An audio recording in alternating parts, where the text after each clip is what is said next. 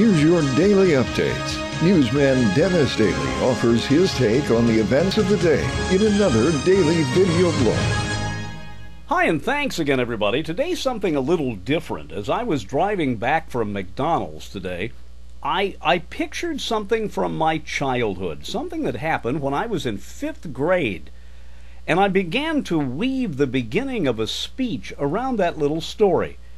As you know, I like to write, and I like to hear my own voice. I do have an accent, you know. It actually has a name, the American Broadcast Accent, and I can't speak any other way. Anyway, I have a dear friend for whom I ghostwrite motivational speeches, and I'm going to send this thing that you're going to hear next to him to see if maybe it is the seed of a longer speech. So I'll just say goodbye right now and put up a slide of a tree or something and let you hear what I came up with this morning, and I would welcome your emails.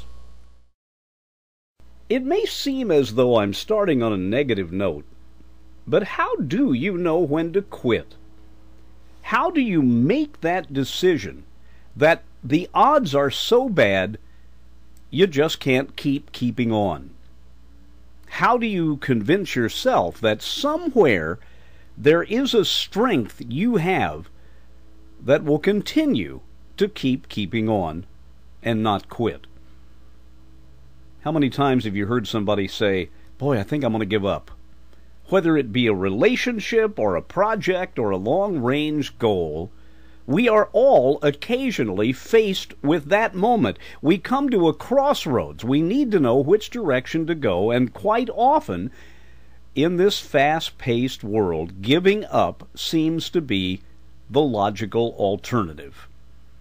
There's some great stories about giving up, you know. The best one, I guess, is of Edison, who tried over 6,000 different things to use as a filament for his light bulb before he found something that would work. People were constantly calling him an idiot and saying, "Mr. Edison, why do you keep doing this?" Well, Edison would simply say at one point in that long trial and error, "I now know 6,000 things that don't work." As if that was a successful thing. Well, it was in his case, and he kept going. Remember the kid's joke about the fellow trying to invent a soft drink and he called it 1-Up and nobody bought it? And then he tried 2-Up and 3-Up and 4-Up.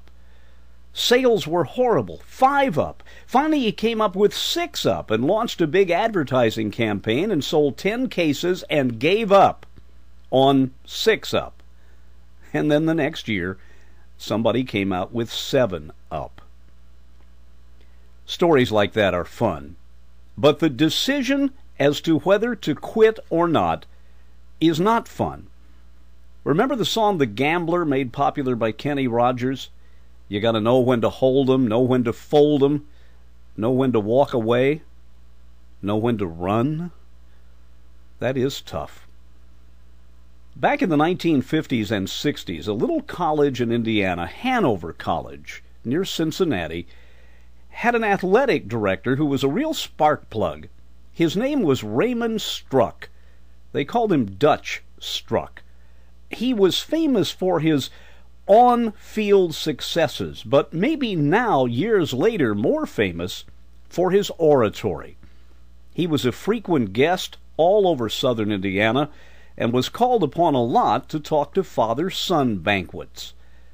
When I was 10 years old, Ray Struck addressed the Knights of Columbus father-son banquet. And all I remember from that speech was that he recited a poem, and the phrases kept ending with the words, "Give a little bit more.